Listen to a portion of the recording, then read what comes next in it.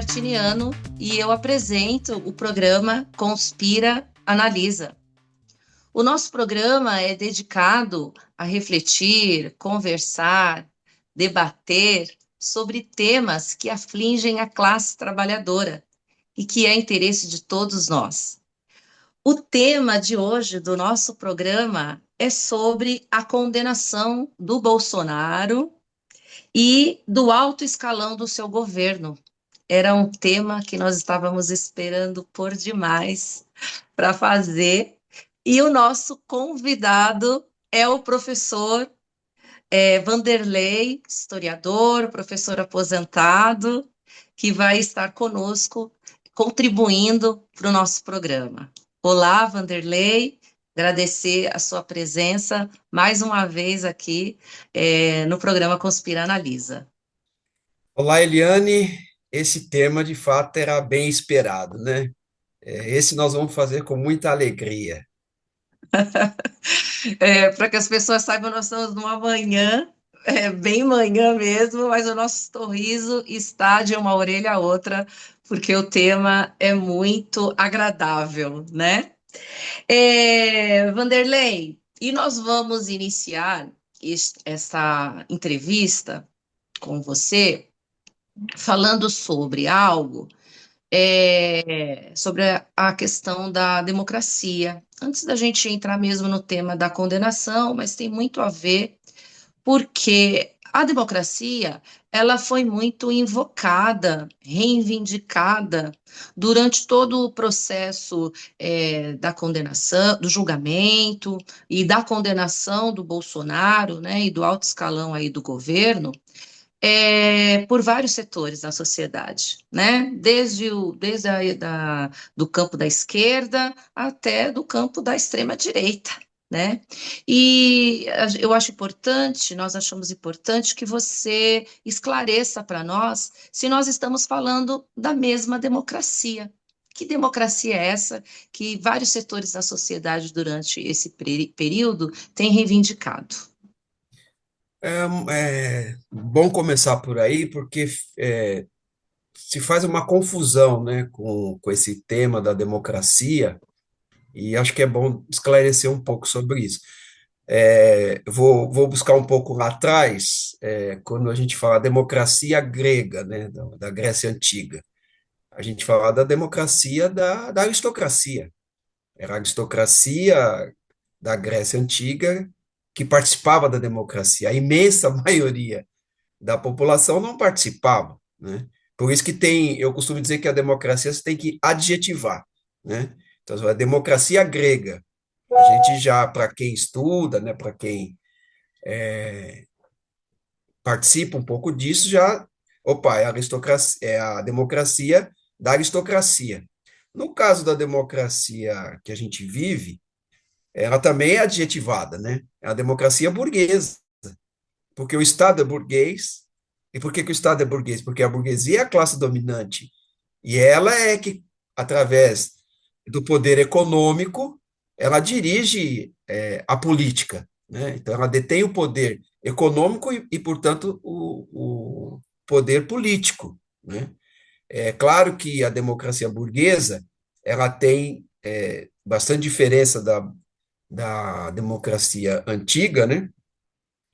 Porque todas as trabalhadoras e trabalhadores são reconhecidos como cidadãos. Agora, isso não quer dizer que nós participamos da democracia assim como participa os donos do capital, porque através do poder econômico eles controlam o poder político. Agora, é claro que nós defendemos a democracia, mesmo a democracia burguesa, contra a ditadura burguesa, né? Porque na democracia burguesa nós temos o direito à expressão, né?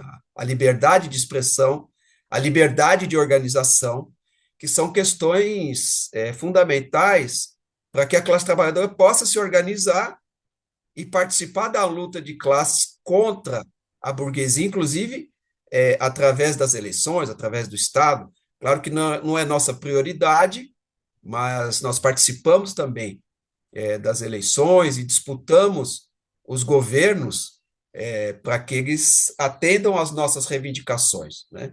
Agora, numa democracia burguesa, a democracia para a classe trabalhadora nunca será geral, né? Sempre haverá limitações por conta do poder econômico que a burguesia controla, e através do poder econômico, o poder político.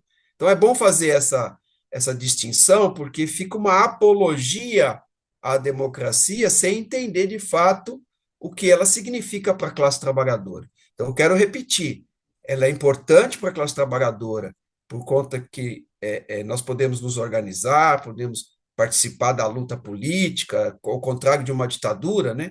Que se o golpe tivesse dado certo, por exemplo, nós não estaríamos aqui, né? Se o golpe desse certo, a gente fazendo um programa desse, em 5 minutos estaria a polícia na nossa porta e a gente desapareceria, como foram muitos casos na ditadura militar de 64 a 85, né? Então, felizmente o golpe não deu certo, nós estamos aqui fazendo esse programa, analisando, fazendo as críticas que a gente entende que tem que ser feitas, mas não podemos esquecer da limitação que a democracia burguesa impõe à classe trabalhadora. É um pouco isso, para não me estender muito.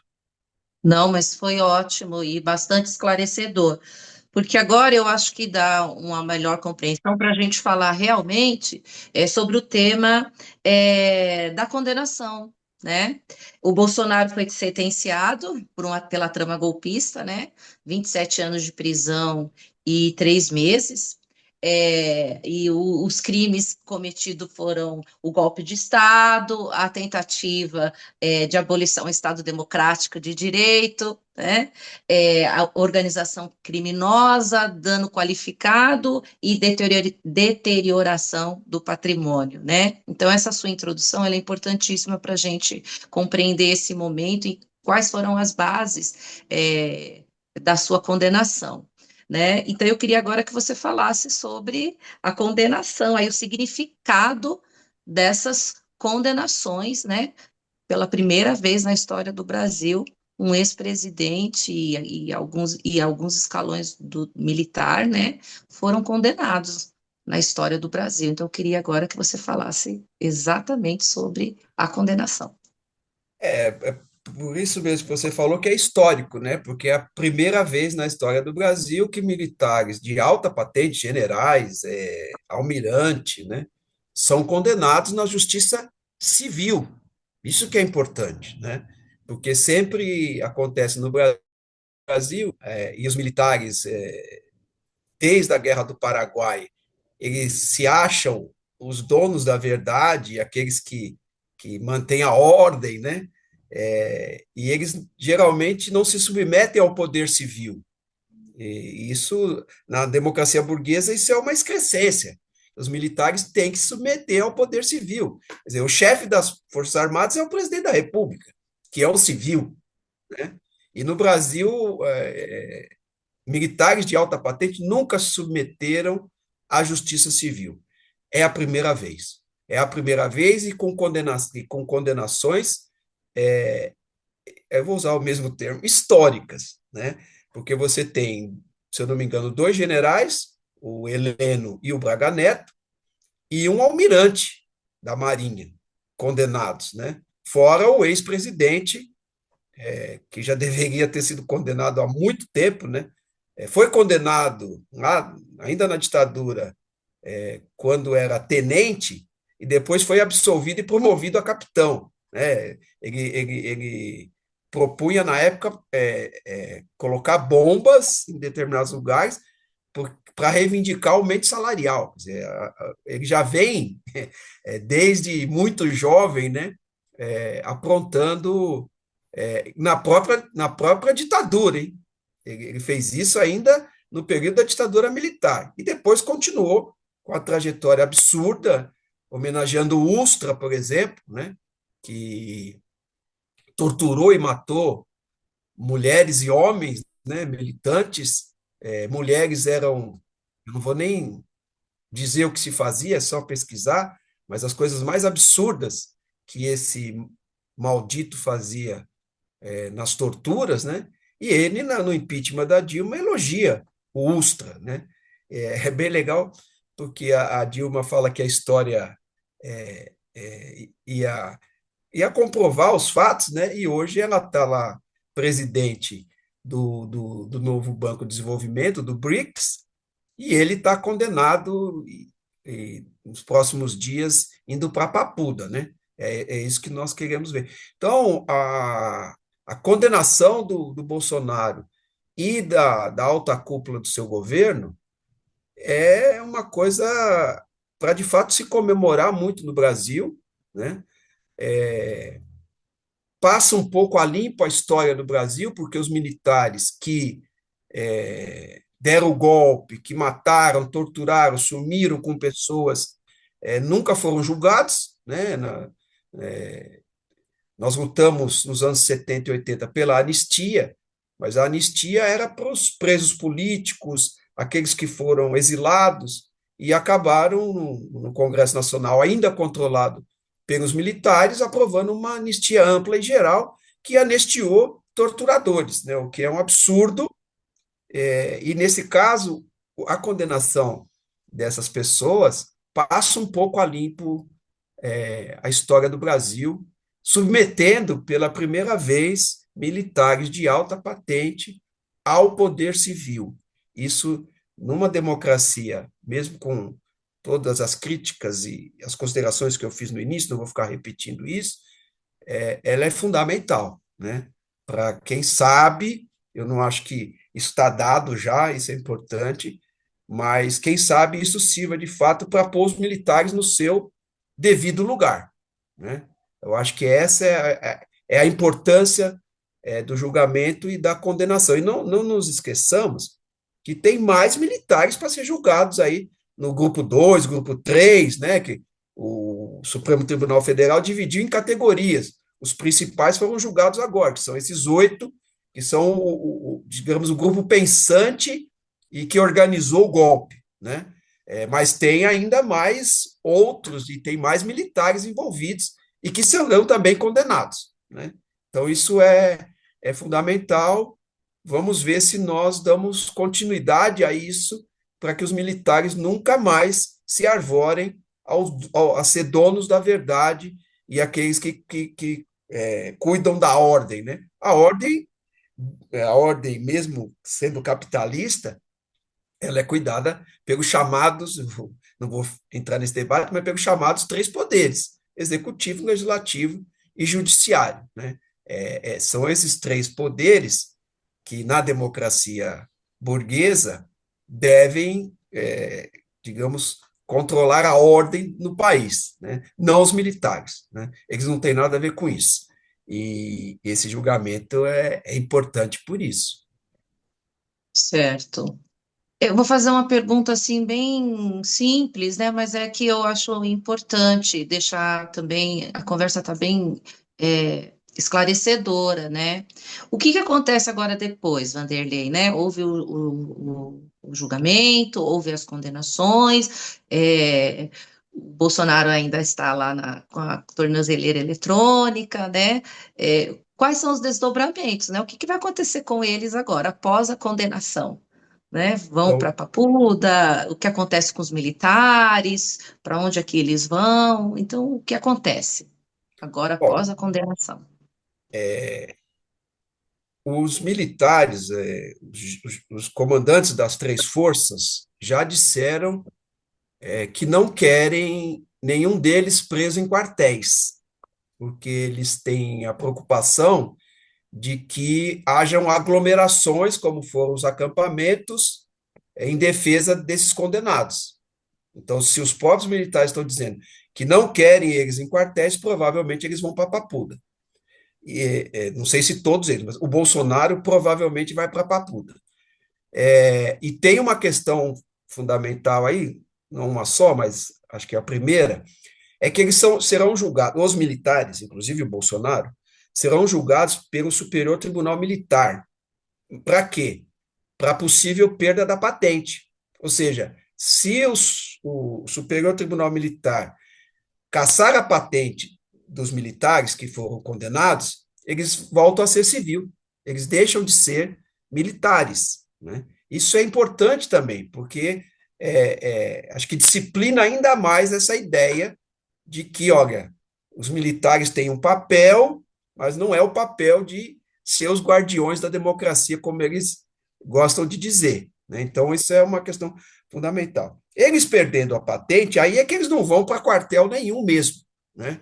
E provavelmente irão todos para a Papuda. Então, agora é aguardar o desdobramento aí, né? Agora tem os prazos, né? Que não é assim, condenou e já vai preso, né? Se fosse um preto pobre da periferia, um trabalhador, uma trabalhadora pobre da periferia, já estava preso antes mesmo de ser julgado, né? Como, aliás, mais da metade dos presos no Brasil e das presas no Brasil sequer foram julgadas, né? Neste caso, eu concordo com o Supremo Tribunal Federal.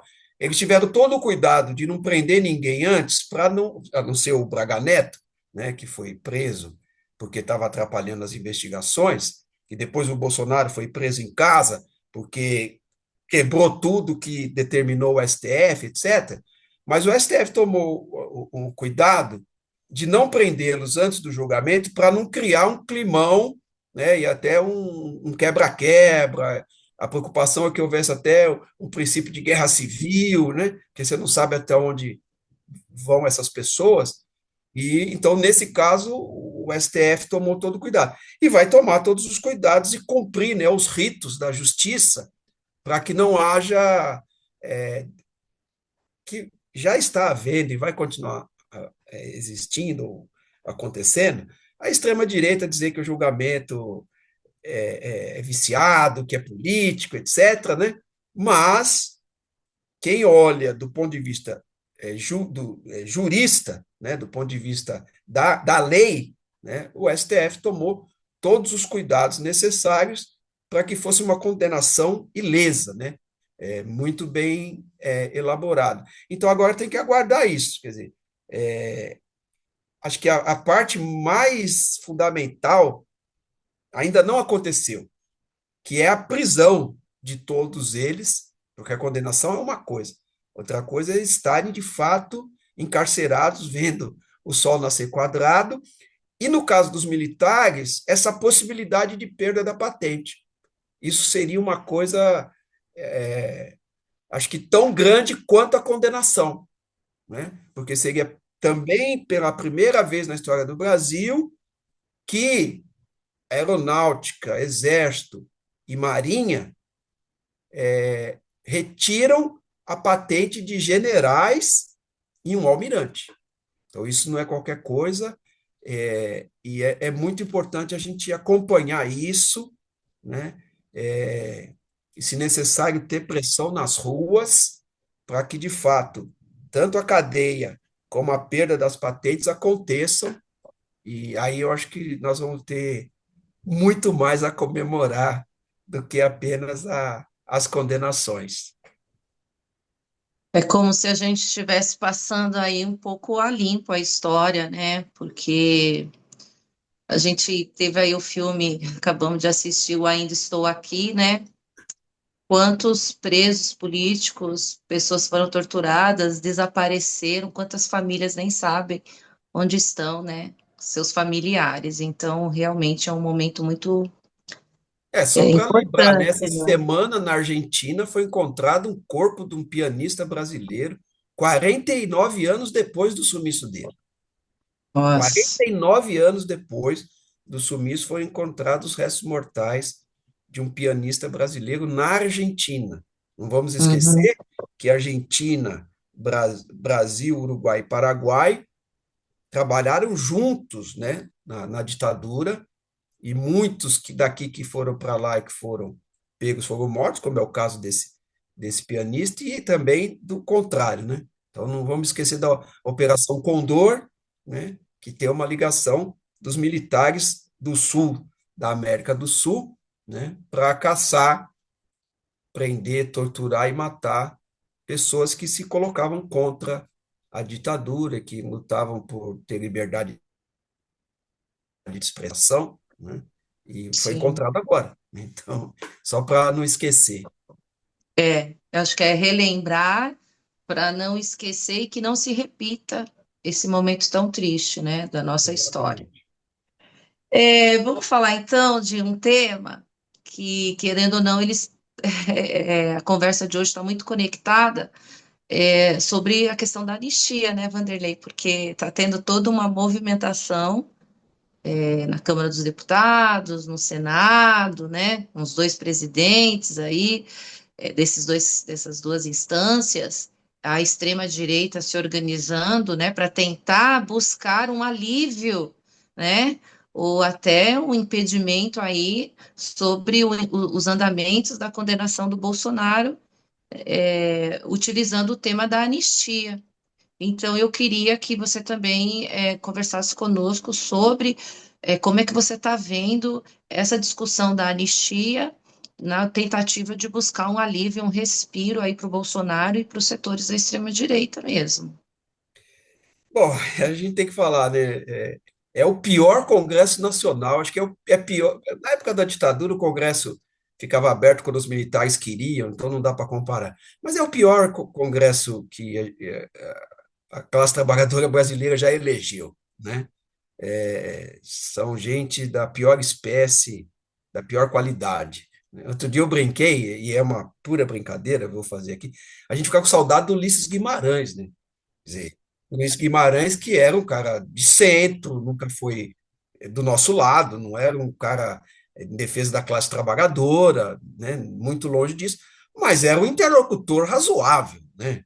Agora, o que esperar desses, eu não vou citar nome aqui, porque realmente não quero fazer propaganda desses caras. Primeiro, a anistia todos eles já sabem que é inconstitucional, né? E é importante que o Gilmar Mendes, que é o ministro do Supremo Tribunal Federal, que é um cara de direita, todo mundo sabe disso, né? Que inclusive segura as batatas quentes de muitos deputados e senadores, né? Ele engaveta é, pro- é, é, é, processos contra deputados e senadores. Ele veio a público, que não é muito comum, dizer, olha, não tem anistia, né? Foi um recado importante, porque não foi o Alexandre de Moraes ou a Carmen Lúcia, né? Foi o Gilmar Mendes, olha, não tem anistia. Então, há duas possibilidades, né? Ou o Congresso não vota isso, né? E o Mota ele está sendo pressionado dos dois lados, pressionado para não pôr em votação, pressionado pela extrema-direita a colocar em votação. Então, de duas uma. Ou não vota, ou vota e é aprovado. Se aprovado, por que eles vão aprovar? Para jogar ainda mais os seguidores do Bolsonaro contra o Supremo Tribunal Federal. Porque o Supremo Tribunal Federal vai vetar. Vai dizer é inconstitucional, e é o papel do Supremo Tribunal Federal dizer se é constitucional ou não. Já avisaram, o Alexandre de Moraes já falou disso, o Dino já falou disso, a Carmen Lúcia já falou disso, e o Gilmar Mendes, né? é, o presidente do STF também falou disso, eles vão dizer que é inconstitucional e não vai valer. Mas o que está por trás disso? É jogar ainda mais esses setores da ultradireita radicalizados contra o Supremo Tribunal Federal, né? E tentar, com esse desgaste, já projetar as eleições de 2026 com um candidato que se comprometa a anistiar os golpistas, né? Então, essa anistia ela já tem a ver com o que vai acontecer o ano que vem, né? A ideia é fortalecer um candidato da extrema-direita, que hoje parece que é o governador de São Paulo, mas que está muito desgastado. E aí é importante, que eu ia esquecer de falar disso. A anistia tem a ver com uma interferência estadunidense no Brasil, né, capitaneada por um parlamentar que está há mais de 5 meses fora do Brasil, recebendo salário que nós pagamos, que é mais de 100 mil por mês, porque não é só o salário dele, tem os assessores, etc., e está nos Estados Unidos, articulando o tarifaço contra o Brasil, prejudicando as relações entre Brasil e Estados Unidos e trabalhadoras e trabalhadores brasileiros. Então, a questão da anistia ela é muito maior do que simplesmente anistiar os condenados, né? Ela tem uma relação direta com uma interferência estadunidense na política brasileira. E mais que isso, né? Não vai ser surpresa, pelo menos para quem acompanha a política estadunidense, se já eles já não estão articulando com a extrema-direita brasileira, infiltrar gente da CIA no Brasil para influenciar as eleições do ano que vem. Né? Então, se eu fosse do governo, eu estaria utilizando toda a inteligência que o governo tem na Polícia Federal, nas Forças Armadas, para saber se esses caras não estão por aqui já tramando alguma coisa contra a democracia no próximo ano. Né? A gente tem que prestar muita atenção sobre isso. Os Estados Unidos, eu acho que depois a gente pode até pensar num programa sobre isso. Os Estados Unidos, eu já até comentei nisso num programa que a gente fez, o capitalismo ocidental está numa crise brutal, inclusive com possibilidade de estourar uma guerra civil na Europa, nos países da Europa que estão em crise, no próprio Estados Unidos, e uma quebradeira geral. Que eles vão quebrar, Estados Unidos e Europa, isso está dado. Só não sabemos o dia e a hora. Né? Isso não dá para prever. Mas eles estão quebrados. Por que eu estou falando disso? Porque tem a ver com a questão da anistia. Por quê? Para se recuperar da crise, eles vão provocar guerras ou colocar governos na América Latina que sejam pró-Estados Unidos, para que eles possam rapinar as nossas riquezas. Né? Então, nós temos que estar muito atento a isso, porque a anistia é uma coisa muito maior do que simplesmente não anistiar os condenados. Né? Ela tem uma relação aí internacional que tem a ver com essa crise do Império Estadunidense e que, para sair da crise, né, nós estamos vendo aí os navios de guerra, né, ali na Venezuela, né? Isso, no caso do Brasil, não imagino que eles façam isso, mas infiltram, como já fizeram no passado, como fizeram em 2013, né? 2013, hoje já se sabe que teve dedo dos Estados Unidos, né? Que uma manifestação que começa com insatisfação popular ganha pela extrema-direita com a participação dos Estados Unidos, da CIA, né? Que acho que não preciso comentar, quem acompanha um pouco sabe do que eles são capazes. Né?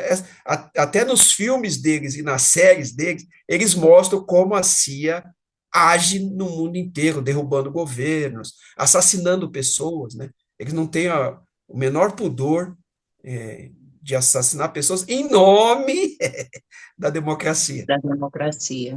É, Sim. Eu vou só relembrar, porque você levantou algumas questões que a gente já conversou aqui no programa, né? Tanto sobre o imperialismo norte-americano, essa crise, mas essa ação, essa ganância constante, né? Em sempre defender os seus interesses. Então, a gente já falou sobre a questão da Palestina, o ataque ao Irã, né? Então, quem quiser, eu vou aproveitar aqui e fazer uma propaganda, retoma os nossos programas anteriores, que a gente conversou bastante sobre isso também. Vanderlei, aí você já deu um sinalzinho de alerta aí para a próxima pergunta. Vamos já indo aí para os finalmente. Você já antecipou aí um pouco as eleições de 2026, que não tem como a gente, com esse cenário da condenação aí do Bolsonaro, a sua prisão, conversamos agora sobre a anistia, a movimentação do Trump, o tarifaço, como é que está colocado para nós as eleições de 2023 ou 2026? A extrema-direita sai fortalecida, né? Como é que fica os setores aí, o governo Lula, o PT, essa frente ampla que elegeu o governo Lula nas últimas eleições para se enfrentar com o fascismo, né, com a ascensão da extrema-direita. Então, como é que está colocado nesse cenário as eleições para 2026? É, tá complicado, né? Agora, neste momento, o tarifaço do Trump ajudou o governo, né? O governo foi muito hábil, negociou com outros países, né? Não ficou café estocado no porto, né? O café brasileiro foi todo exportado, inclusive para os Estados Unidos, pagando mais caro, né? Pagando mais caro. Setores menores da indústria foram afetados, é fato, e aí o governo, mais uma vez, né? E a gente tem que até, de certo modo, concordar, vai injetar dinheiro que a gente contribui para salvar indústrias e empregos, né? Essa é uma relação de poder que foi necessária para manter uma certa estabilidade, né? Mas perto do que foi o tarifaço, é muito pequeno, né? Não estou dizendo que 30 bilhões não é alguma coisa, é bastante coisa, que é o que o governo se propõe a financiar a quem foi afetado pelo tarifaço, né? Mas, perto do anúncio, né, do que seria o tarifaço, depois ele vai tirando produtos desse tarifaço, né? O último agora foi a celulose, que acho que foi sexta-feira, saiu da lista do tarifaço. Então, perto do que foi o anúncio do tarifaço, é pouca coisa. E isso acabou melhorando a imagem do governo, né?